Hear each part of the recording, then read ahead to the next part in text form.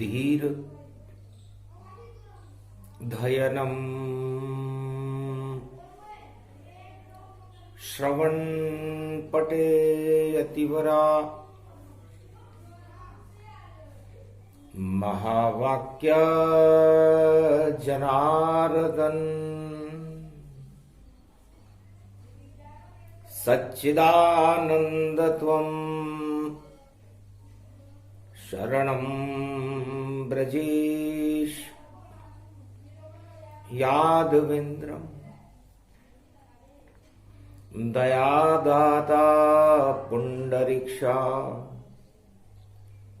क्षीरसागर शयनं कमलनयनं नमस्तुते नमामि श्रीहरि। धैर्य से जिसको धारण किया जाता है, कर्णपटुओं से जिनका पान किया जाता है, ऐसे सच्चिदानंद भगवान श्री यादवेंद्र सरकार को मैं नित्य ही चिंतन करता हूं, नमन करता हूं, जिनको नमन करने से मंगल आदि मंगल तो हो ही जाते हैं, साथ ही में बहुत बड़ा बल मिलता है मनुष्यों। शक्ति उपासनम नवदुर्गे नमस्तुते उमा गौरी महामंद्राचल भैरवी मंगला भद्रकाली नमो जगदम्बे नमामि शारदा सरस्वती वीणा पुस्तकधारिणी नमस्तुते भगवती महामयम् तुमं शरणं महादेव।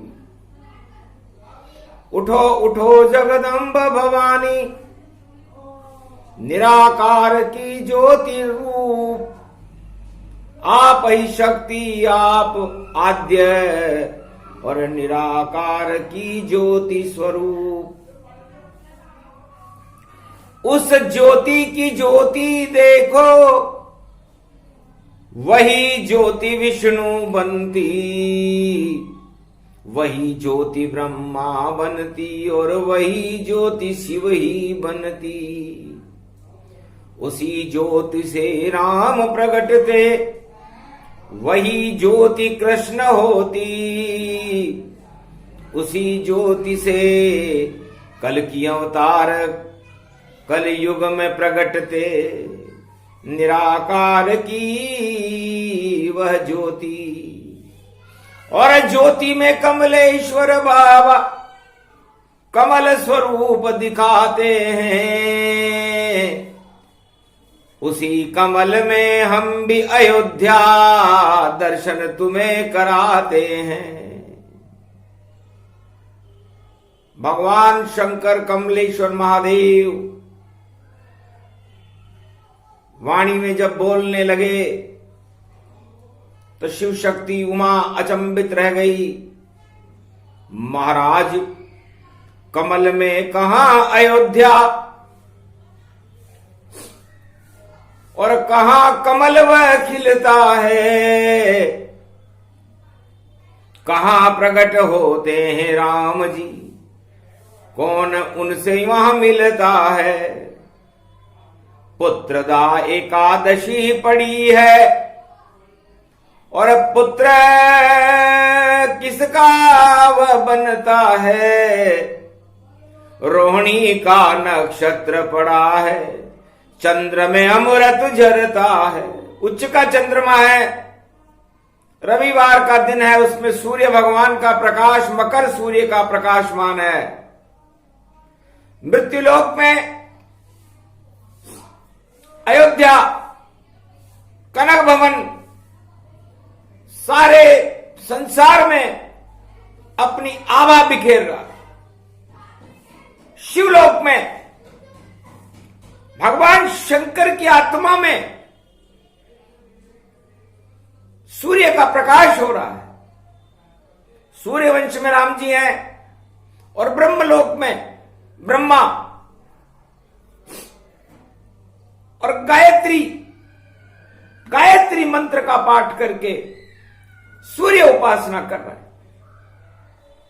और विष्णु लोक में भी विष्णु, और देखो अवध बनाए, मैं भी चक्कर खा गया देख अवध को जाए। छोड़ दिया कैलाश भवानी, ब्रह्मा छोड़ा ब्रह्मलोक, मृत्युलोक सब देवन छोड़ा। और देखो राम विचित्र स्वरूप, क्षीर सागर बैकुंठन पहुंचे, सारे देव सभी प्रगटाए। और एकादशी है पड़ी पुत्रदा, और देखो पुत्र जन्म हो ही जाए। अरे सबसे पहले बैकुंठ में जन्मे, और रामचरित बैकुंठ प्रगटाए। और विष्णु की नाभि में देखो खिला कमल जो अवध कहलाए। सरयू निकली क्षीर सागर से, और उसमें कमल फूल प्रगटाए। और कमल फूल वह बनी रे अयोध्या, और उसमें ब्रह्म स्वरूप दिखाए। चार वेद गुण गा रहे ब्रह्मा, और कमल से शिव कमलेश्वर ताय। कमलेश्वर शिव बन गए देखो, कैसी अवध सुशोभित पाए। और उसी कमल पर लक्ष्मी बैठी, उसी कमल पे विष्णु भगवान। विष्णु की नाभि से देखो अवध निकली और कल कल जान। सरयू बहने लगी क्षीर सागर में, और पूरा क्षीर सागर गतिमान। और देखो बैकुंठ बना अयोध्या, और ये सब रूप देखा भगवान शंकर ने सबसे पहले अयोध्या को भगवान विष्णु की नाभि में बैकुंठ में देखा। चक्कर खा गए विष्णु भी, देखा राम स्वरूप। और एकादशी के स्वामी देखो नारायण का रूप। पुत्रदा एकादशी, एकादशी के स्वामी भगवान विष्णु होते हैं। और भगवान विष्णु ने ब्रह्मा और शिव को ये लीला दिखाई कि देखो मैं क्या रूप बनाता, कैसे मैं जन्माता हूं। इच्छा जब मेरी होती तो मैं भी अवध में आता हूं। सदा अवध मेरी नाभि में मैं ही कमल खिलाता हूं। और सरयू कल कल कल कल बहती, उसमें राम प्रगटाता हूं। ब्रह्मा प्रगटे वेद सुनावे, और शिव भी ज्ञान सुने बारी। और नाभि कमल बन गया अयोध्या, ये विष्णु प्रकृति भारी। भगवान विष्णु की प्रकृति है। और उस नाभि कमल के ऊपर ब्रह्मा और शिव विराजमान है। लक्ष्मी भगवान विष्णु के चरणों का चापन। तब भगवान शंकर ने पूछा, मैं तो बन गया कमलेश्वर, और ये क्या क्या मैं देख रहा। बैकुंठन में बनी अयोध्या, और शिव शिव शिव शिव परख रहा। हर क्षण हर पल बदल रही है, और देखो अवध की ये झांकी। नारायण अब क्या देखें हम, क्या क्या देखना है बाकी। तब बोले विष्णु धीरे से, ये सब मेरी लीला है, और तुम्हें दिखा रहा हूं कलयुग में कितनी अयोध्या पावन है। असली अयोध्या किसी ने न देखी, सब देखे सब अवध गति जान। बैकुंठन में सदा अवध है, और सारी शक्ति है भगवान। अवध। भगवान विष्णु ने कहा, भगवान शंकर और ब्रह्मा, हम सब निराकार ज्योति की बिंदु हैं, और उस बिंदु में सर सर सर सर सर सर सर सर अमृत, भक्ति का अमृत झरता रहता है, सरयू बनती रहती, और उस सरयू के किनारे भगवान विष्णु के नाभि कमल में अयोध्या का प्रागट्य होता है। तब शंकर बोले मुस्काई, अवध कथा प्रभु आप सुनाई। विष्णु कलप शिव सुन पावा, अवध ज्ञान तब ही प्रगटावा। ब्रह्मा विस्मित हो गए, भूल गए सब ज्ञान। बैकुंठन में देखी अयोध्या, देखे राम भगवान सगुनम। श्री विष्णु परम प्रसन्नम चतुर्भुजम सदा क्षीरसागर शयनम। लक्ष्मी चरण चापयत्यम नारद घंटा ध्वनि वीणानादम प्रवत्यम। महालक्ष्मीपति भगवान विष्णु तस्मै तसम सदा क्षीरसागर शयनम। हस्तयं मंगला मुखारविंदम गरुड़ध्वज। यजमानयात्मान विष्णु परम प्रसन्न प्रसन्नम। सर्व सिद्धिदायकम वरदायकम भगवान विष्णु नमामयम्। सत्यनारायणं लक्ष्मीकान्तं परम प्राणवल्लभा लक्ष्मी वल्लभालभियन्तं। सर्वचराचर भूपतिं भक्तवत्सलं कोमलांगं। त्वं शरणं सर्वसिद्धिदायकं वरदायकं यद्वादयो मयो श्री विष्णु। नमाम्यहं निर्यान्त्यां चतुयं नामं सुरगणान् गणनायको सुरपति महेश्वरं गुरु बृहस्पति। तुम च प्रथम नमामयम्। स्वरपति महिनाम राजा इंद्रम वर्णितम वंदे वीणानम। इंद्रवर्णिम सूर्यवर्णिम वरुण देवता च भारत भवन। ओम पुंगी फलम समर्प्यार्वे नमः। प्रथम पूजा च सत्यदेवं नमामयम्। सर्वमोद भक्ति दया दात्वा महेश्वरा मंगलम भगवान शिवाच। उमा प्रतिभा भूषोत भवती भयहारणम। भव सिंधु व्यापक तरण तारण पतित तारणम। सर्वमंगलम मंगलादि मंगलम भगवान विष्णु दयोमय। सर्व सच्चिदानंद पर ब्रह्म चराचरपति। भूपति तुमं च माता तुमं च पिता। तुमं च सखा तुमं च देव देवा। तुमं सर्वभूतादि बाधा हरणम। सर्व विघ्ननाशो विष्णु नमामयम्। तुमं मित्र तुमं सखा च तुमं बंधव बांधवा च। तुमं माया तुमं धर्मं तुमं देव देवा। तुमं गुरु तुमं विष्णु तुमं महेश्वरा। सर्वस्व महान शक्तिदायकं भगवान शिव शक्ति उमा सर्वाशीर्वाद च विष्णु नमामयम्। तस्मै प्रगटी वहां पर क्षीर सागर बन गई। एकादशी का पर्व है ये खीर कैसी बन गई। तकदीर मेरी बन गई। शक्ति मेरी प्रगटी गई। ब्रह्मा के वेदों से भी देखो और वेद श्रुति वहां बन गई। वेद श्रुति बन गई। भगवान शंकर के मुखार बिंद से गंगा झरना बंद हो गया। क्षीर सागर की खीर झरने लगी। देख तस्मई खीर को और मुस्काए शिव भगवान। महाराज ये तस्मई क्या है और ये कैसी है अवध की शान। बैकुंठन में अवध दिखा दी। धन्य धन्य विष्णु भगवान।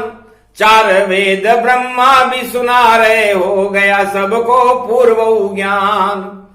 अरे ये तो केवल दिखे दिखाए, ये तो देखो ब्रह्म समान।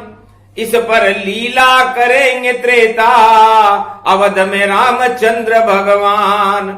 इस कारण ये तुमको बुलाया, और पुत्रदा एकादशी गति जान। दशरथ का मैं पुत्र बनूंगा, खीर से जन्मू अवध में आन। महादेव, ये पूरी अयोध्या बैकुंठ खीर सागर है, और इस कमल से मैंने अपनी नाभि कमल से रामचरितमानस को उत्पन्न किया है।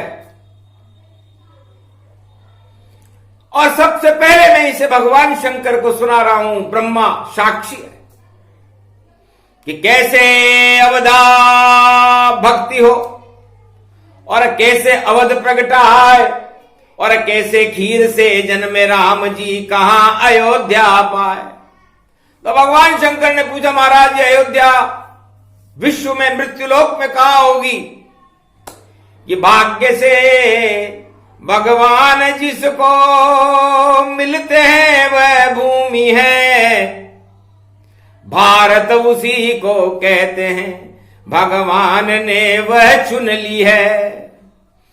सरयू तट के बीच में जो अवध रूपी शक्ति है, वहां खीर से जन्मेंगे राजा राम की ये भक्ति है। वहीं बनूंगा राम में, दशरथ घर जन्माऊं, और खीर से अवध में और राम प्रगट गति पाऊं। मैं खीर से प्रकट होऊंगा, गर्भ में मैं जाता नहीं, गर्भहारी मेरा नाम। मैं सारे गर्भ को हटाता हूं। मैं जिस देश में जाता हूं वहां पर कोई घमंड करे, कोई गर्व करे, तो मेरा नाम गर्भहारी है। उसके गर्व को ही मैं समाप्त कर देता हूं। इसलिए मेरे सामने, हे शंकर, आप त्रिलोक के जगत गुरु हो, और ये ब्रह्मा आदि सनातन 4 वेद 6 शास्त्र 18 पुराण श्रुतियां जिनके मुखारविंद में रहती है, वो गर्भ रहित होकर के बैकुंठ में अयोध्या के दर्शन कर रहे हैं। पुत्रदा एकादशी है, रोहिणी का नक्षत्र है, चंद्रमा उच्च के हैं, रविवार का दिन है, तो मैं सूर्य वंश में जन्मूंगा, और मकर पर्व गति पाए, चैत्र शुक्ल पक्ष रामनवमी रवि पुष्य में आए। तो 2024 में अजब गजब संजोग, जब पड़ेगी रामनवमी भारत में, तो देखो हट जाए भोग, राम भोग सब खाएंगे खीर, और उसी खीर से बदलेगी भारत की तकदीर। कलयुग में भी हो रहा राम नाम गुणगान। अरे रविवार पड़ गया आज, और चंद्रमा उच्च का जान। रोहिणी नक्षत्र है, चंद्रमा है, पुत्रदा एकादशी है, तो पुत्र तो जन्मेगा।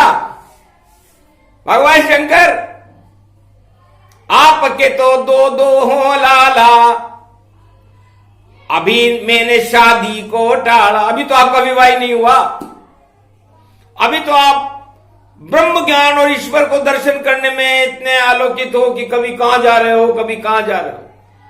उसके बाद सती से हो ये तुम्हारा ब्याह, राजा दक्ष की सुंदरी, और उसका होगा चुनाव। उसके बाद फिर होगी लीला, और उमा बनेगी नारी सुशीला। 2 लाल जन्मावे ताई, एक कार्तिक गणपति सहाई। ये गणेश होंगे, कार्तिक होंगे। ये बाद की घटना है। अभी तो अवध को देखो, अवध है, सारी आत्माएं यहां पर एकत्रित रहती है मेरी नाभि में। तो भगवान विष्णु की नाभि राम जन्मभूमि है, विष्णु जन्मभूमि है, और इसी में त्रिलोक की समस्त आत्माओं का संचरण होता है। उसे अवध अयोध्या कहते हैं, अवध कहते हैं। आत्मा का कोई वध नहीं कर सकता। आत्मा अजर अमर अविनाशी है। मैं विष्णु कल्प की कथा एकादशी पर कलयुग में सुना रहा हूं मकर के सूर्य में। कहीं मिले कहीं सुने नहीं, नहीं कहीं कोई ज्ञान, सुनी सुनाई बातों को सुनते हैं इंसान, सुनी सुनाई बातों को कभी न बोले वाणी, और पहली बार सुन रहे हो शिव ब्रह्मा ये विष्णु की वाणी। विष्णु कल्प सबसे बड़ा और हटा देत सब पाप, माघ मकर गति विष्णु कल्प हो तो हट जाते हैं पाप। तो संगम तट पर माघ कल्प होता है, विष्णु कल्प हर वर्ष माघ के महीने में आता है। अब आवेगी माघी पूर्णिमा और मौनी अमावस आगे आए, और बसंत पंचमी होगी और फिर होली गति धन जल जाए। उसके बाद जब पड़े नवरात्रा चैत्र शुक्ल पक्ष नवमी जब आए, तब जन्मेंगे राम जी भारत और भारत का तो भाग जगाए। अभी तो कथा तुम श्रवण करो और देखो अवध रूप गति पाए। कैसी होती है ये आत्मा, कैसे विष्णु इसे जन्मा। तो विष्णु भगवान इस क्षीर सागर अयोध्या में आत्माओं का उत्पादन करते हैं। वो भी एक किसान है और वो आत्माओं की खेती करते हैं, और हर लोक में अलग अलग आत्माओं को भेजते हैं, और वह सोचते हैं कि ये शुभ कर्म करे आत्माएं। कोई भारत में आती है, कोई किसी अमेरिका में जाती है, कोई चीन में जाती है, कोई रूस में जाती है, कोई मंगल ग्रह पे जाती है, कोई चंद्रलोक में जाती है, कोई सूर्यलोक में जाती है, कोई शिवलोक में जाती है, कोई पाताल में चली जाती है, कोई अधोगति में चली जाती है। इस तरह कर्मों की प्रधानता है। तो क्षीर सागर की क्षीर का साबूदाना होए, और एकादशी में चावल का भोग कभी नहीं होए। तो चावल एकादशी को प्रयोग नहीं करते, क्योंकि चावल वायु रोग करे और चावल करे निषेध। एकादशी उपवास है और इस कारण ये भेद। चावल दरिद्रता को हटा देता है। सुदामा के बहुत दरिद्र था, लेकिन 3 मुट्ठी चावल लेकर के भगवान द्वारकाधीश की शरण में गया तो 2 लोक का राज मिला था। भगवान ने उसके बाद चावल खाना बंद कर दिया। एकादशी थी उस दिन, पर मित्रता के कारण भगवान द्वारकानाथ ने जब सुदामा के चावल खाए तो रुक्मणी जी ने हाथ रोक दिया, महाराज 2 मुट्ठी तो खा गए, अब बचे यहां कोई ना आए, घर बैकुंठ भी दे दो सुदामा को, तो फिर हम कहां रह पाए, हम कहां रहेंगे। तब मुझे अच्छा नहीं लगा, इसलिए चावल से निमंत्रण दिया जाता है। हल्दी में चावल रंगे और गणपति निमंत्रण दे, और राम जन्मेंगे अवध में ये चावल रह के।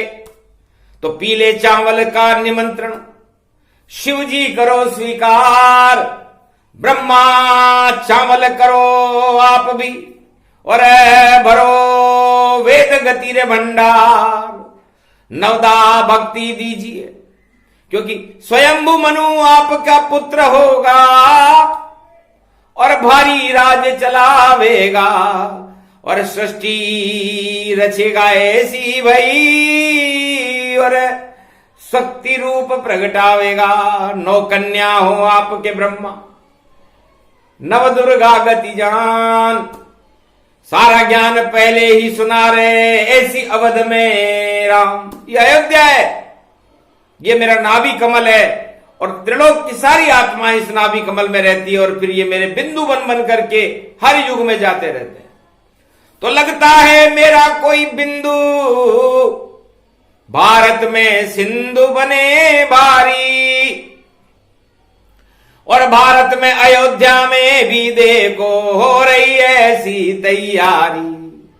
कलयुग में कोई गुरु वशिष्ठ नहीं, सब अपनी अपनी चलाते हैं। और कैसे आवे रामचंद्र और बिन बुलाए भी आ जाते हैं। तो राम कभी आते नहीं दिए निमंत्रण को, बिना निमंत्रण आते हैं वही राम जी होए। राम जी को कोल की रात भील वनवासियों ने कोई निमंत्रण नहीं दिया, केवट ने कोई निमंत्रण नहीं दिया, निषाद राज ने कोई निमंत्रण नहीं दिया, शबरी ने कोई निमंत्रण नहीं दिया, सुग्रीव ने कोई निमंत्रण नहीं दिया और हनुमान जी ने कोई निमंत्रण नहीं दिया। पर बिना बुलाए चले राम जी छोड़ अवध का राज। और अवध वाले बैठे रहे और राम चले वन जा, राम वन की ओर चले गए।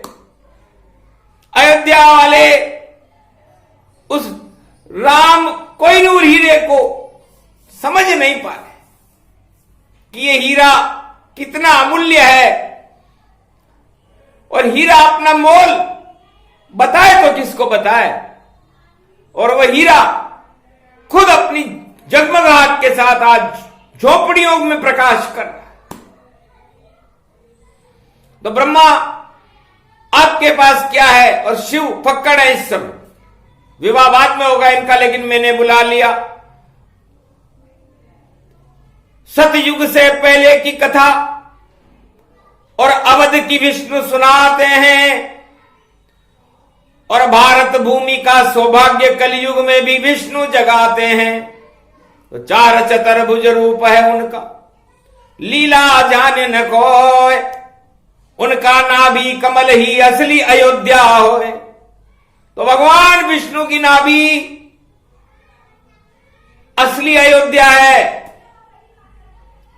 रामचरितमानस उस कमल में खिलता है और सारे संसार में उस चरित्रावली को खिलाने की जिम्मेदारी वाल्मीकि की होती है, शिव की होती है और तुलसी की होती है। और फिर उन भक्तों की भी होती है जो उस चरित्र का श्रवण करते हैं। इस तरह श्रृंखलाएं चलती हैं और राम नाम का प्रसारण पूरे त्रिलोक में गुंजायमान होता है। दानवता उसका विरोध करती है, क्योंकि दानव शक्तियों को राम जी खारे लगते हैं और मानव और देवताओं को राम प्यारे लगते हैं। बस यही अंतर समझाना था, क्योंकि आप हो शिव गति पाए। मेरी नाभि कमल में तो ज्ञान ही शिव कहलाए। इसलिए मैंने अपनी नाभि में शिव जी आपको बिठा दिया। जो मैं सोचूं वैसा आपको करना पड़ेगा। चाहे आप हनुमान बनो, द्वादश ज्योतिर्लिंग बनो, शिव बनो, दानव के गुरु बनो, कुछ भी बनो, लेकिन करो वही जो राम कहे। इष्ट तुम्हारे राम, जब चाहो राम बुला लो शिव जी, यही तुम्हारा काम। तो भगवान शंकर को राम की प्राण प्रतिष्ठा नहीं करनी पड़ती, उनका तो इशारा ही काफी है। जहां चाहे राम को बुला सकते हैं, जितनी बार चाहे बुला सकते हैं। तो बिना प्रतिष्ठित, बिना शक्ति के एक पल आते राम, बिना कृपा शिव जी की नहीं मिले कोई राम। तो भगवान शंकर की कृपा के बिना राम न किसी को मिले, न किसी से मिलेंगे, न मिलना चाहते। इसलिए प्राण प्रतिष्ठा शिव की करना, पहले उनसे लेना ज्ञान, उनके शिष्य बनो भारत वालों, तब जाकर के हटे अज्ञान। फिर उनसे वरदान तो लेना और बोलना एक ही दे दो वरदान। राम से हमें मिला दो शिव जी, और राम कृपा करवा दो नाथ। ए भोलेनाथ, आप राम कृपा करवा दो हम पर। तो ऐसा तो कोई करता नहीं है और अपनी धपली लगा रहा।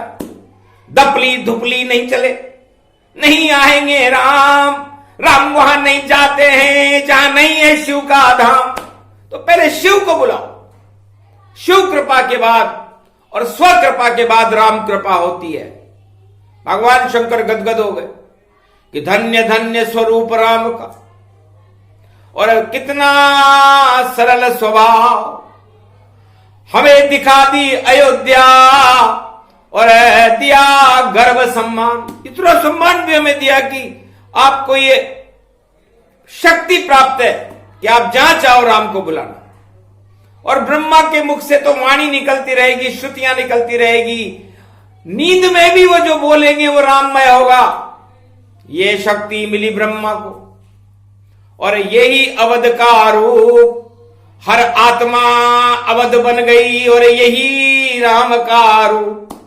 तो संसार में 7.25 अरब आत्माएं कलयुग में इस समय सब राममय है। उन आत्माओं को राम को बुलाना चाहिए। यदि सोच ले आत्मा कि जल्दी आ जाए राम, तो एक पल में उस आत्मा में पहुंचे राम भगवान, बिना प्रतिष्ठा, बिना भजन के और बिना ज्ञान आ जाए।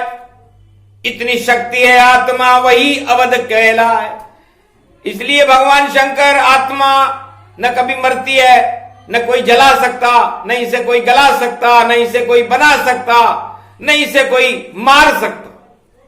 तो बताओ, सारे संसार की 7.25 अरब आत्माएं जीव जंतुओं की अवध हुई कि नहीं हुई, अयोध्या बनी कि नहीं बनी, तो फिर आप कौन सी अयोध्या की बात कर रहे हो? मैं तो अयोध्या कल्प सुना रहा हूं, सतयुग से पहले का। और विष्णु कल्प सुनाए और क्षीर सागर को अयोध्या बना दिया है भाई। विष्णु भगवान ने कहा मेरी नाभि, ना का मतलब नारायण और भी का मतलब भीतर है। तो हर आत्मा की नाभि के अंदर भगवान राम प्रकाशमान रहते हैं, उसे अयोध्या कहते हैं। उसकी प्राण प्रतिष्ठा करना ही हमारा धर्म है। तो क्यों नहीं नाभि देखी तुमने, क्यों नहीं भीतर बुलाए राम, नाभि में ही बसते राम है, यही सुदर्शन चक्र सुजान। इसमें अष्ट कमल की पंखुड़ियां होती है नाभि में, उसमें अष्ट दुर्गाओं का, नव दुर्गाओं का निवास रहता है, उसे शक्ति कहते हैं। वो निराकार ज्योति स्वरूप का प्रकाश उस अयोध्या में प्रकट करती रहती है, और शुभ इच्छाओं का प्रागट्य होने के बाद राम के दर्शन, नाभि में आत्मदर्शन ही ईश्वर दर्शन है। तो किताब से होते नहीं कभी राम दर्शाए, और किसी मंदिर में देखो कभी राम नहीं जाए। तो मंदिर आत्मा को ही बना लो, देखो कितना सुंदर है, और उस नाभि के भीतर देखो रामचंद्र का वंदन है। ये अवध बनी नाभि मेरी, और यही आत्मा दर्शन है। शिव को दे दिया ये ज्ञान विष्णु ने, और ब्रह्मा चकर चकित चित है। देख और सुन बात को, ये एकादशी का ज्ञान, एक राम होते सदा, एक ही है भगवान। धर्म कोई सा भी हो, त्रिलोक में कहीं कभी आत्मा हो, उसका ईश्वर एक ही होता है, और वह ईश्वर है राम। तो रा का मतलब जो रस के घट में भरा हुआ, घट घट में राम ही भरता है। और जितनी भी आत्मा जन्मती है उनका वह मंगल करता है। तो ऐसे अवध राम जन्माया, बैकुंठन में सब बतलाया। तब जाकर के शिव को समझ गए सब ज्ञान, ऐसी अयोध्या विष्णु की नाभि, और देखो कमल समान। कमल का मतलब कर्म प्रधान है, कर्मों की प्रधानता राम को भी भोगनी पड़ी। भगवान विष्णु का पद छोड़कर राजा दशरथ का पुत्र बनना पड़ा, ये कर्मों की प्रधानता है। नारद अगर कोई श्राप न देता तो राम कभी अवध नहीं होता। नहीं जन्मते विष्णु भगवाना तो कैसे होता राम का ज्ञाना। ये सब लीला विष्णु ने रचि बैकुंठ न जाए, कोई समझ नहीं पाए लीला, विष्णु स्वयं समझाए। तो अयोध्या को एक नगर मत मान लेना और अयोध्या को एक मंदिर मत मान लेना। अयोध्या परम आत्माओं का परम ब्रह्म स्वरूप है, निराकार ज्योति स्वरूप की शक्ति है और हर आत्मा में राम के अंश है। इसलिए कोई कहे कि मैं राम को नहीं मानता हूं तो यह उसकी मूर्खता होगी, उसकी अज्ञानता होगी, क्योंकि राम बिना मनाए मनवा देते, अच्छे अच्छे रह गए मान। और नाभि को जब फोड़ा तीर से तो रावण को जब हो गया ज्ञान। रावण की नाभि में अमृत भरा हुआ था लेकिन अखंड घमंड बड़ा था उस घमंड के कारण उसे राम जी दिख नहीं रहे थे और वो राम जी को देखना चाहता था। मरते मरते राम जी दर्शन मुझे दे जाए और मेरे इस घमंड को राम हटाने आए। लंका तक आ गए राम जी पर फिर रावण दिखे न ताय।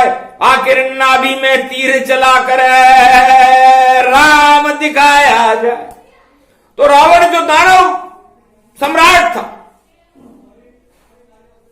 उसकी नाभि में तीर चला करके उसकी अज्ञानता को समाप्त करने के बाद राम दर्श रावण गति भारी। और ऐसे दर्शन दिए रघुवारी। रघुवीर के दर्शन करे जब राम दर्शन हो गया।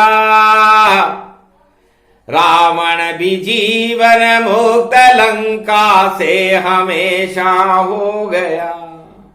अति प्रसन्न रावण ये मैं भावन राम रामऊ राम है। अरे लंका तो बेकार सारी राम मेरे भगवान है। मैंने तो किया विरोध इनका जीवन मुक्त मुझको करे। कितने कृपालु राम जी लंका में जिनके चरण पड़े।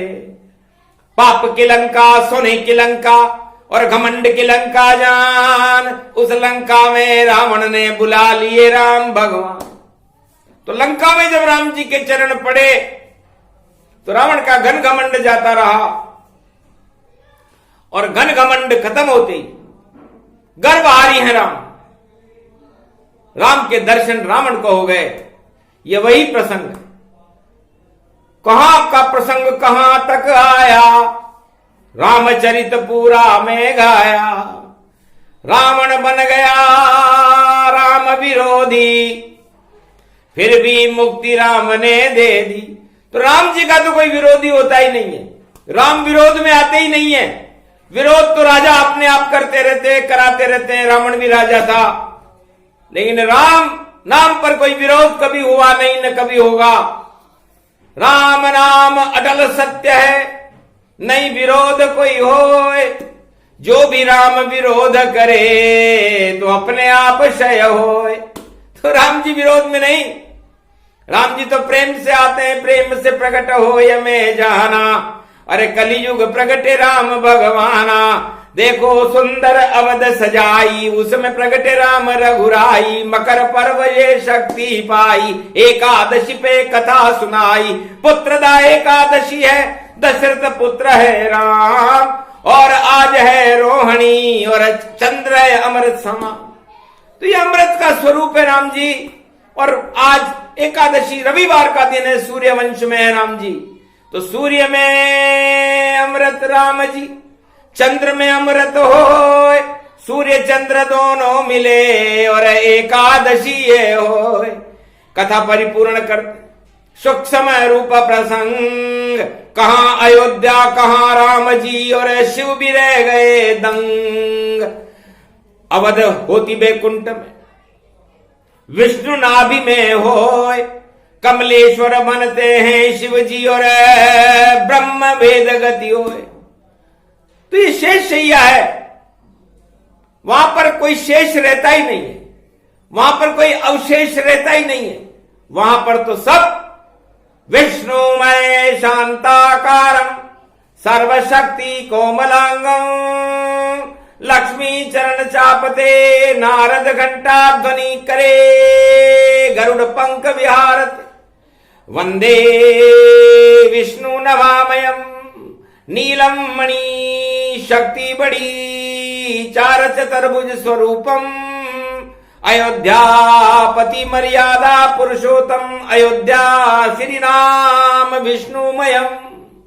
ये विष्णु का स्वरूप ही अयोध्या है, जिसमें विष हट जाए सारे विषयों को समाप्त कर देता है राम नाम।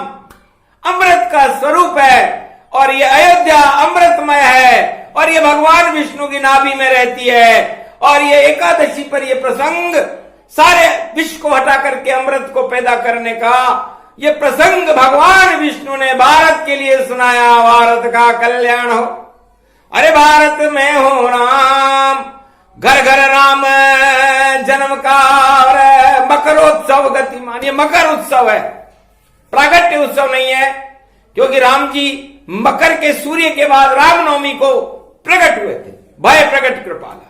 तो मकर उत्सव प्रसंग को और सुना दिया गतिमाय, मकर पर्व में विष्णु कल्प की वाणी रही प्रगटाय। ये प्रसंग जो भी सुन अवध जन्म प्रसंग सबसे पहले शिव ने सुना तो चढ़े राम के रंग। 100 करोड़ रामायण कंठस्थ शिव जी को। तो अयोध्या का प्रसंग बैकुंठ में विष्णु की नाभि से जब शब्द निकले, ब्रह्मा जी के मुखारविंद में चले गए और शिव के ज्ञान में स्वरूप होकर के उनकी जटाओं में ज्ञान भर गया, उसे ही वाणी शिव रामायण कहते हैं। ये प्रसंग कलयुग में पड़ा है पहली बार, भाग्य खुल गए भारत के और राम पधारे द्वार। मेरी झोपड़ी में, अरे मेरी झोपड़ी में राम जी आज आए हैं, मेरी झोपड़ी में। ये तो शिव की झोपड़ी है, ये तो राम राम आए हैं मेरे घर में, देखो राजा राम आए हैं। तो ये राजा राम अचानक मेरी झोंपड़ी में आ गए और वाणी का अवतरण होने लगा और ये प्रसंग पूरा हुआ। सुने सुनाए को सबकी झोंपड़ी में भी देखो सिया राममय होए। तो पूरा भारत सिया राममय, मकरोत्सव गति पाए और शक्ति मिले भारत को और जगत गुरु बन जाए। बोलो जय श्री, बोलो भगवान मर्यादा पुरुषोत्तम राम की, अयोध्या नगरी की, बैकुंठ क्षीर सागर की जय। भगवान शंकर कैलाशपति, बोलो ब्रह्मा भगवान की, भारत माता की जय। आज की आनंद की जय।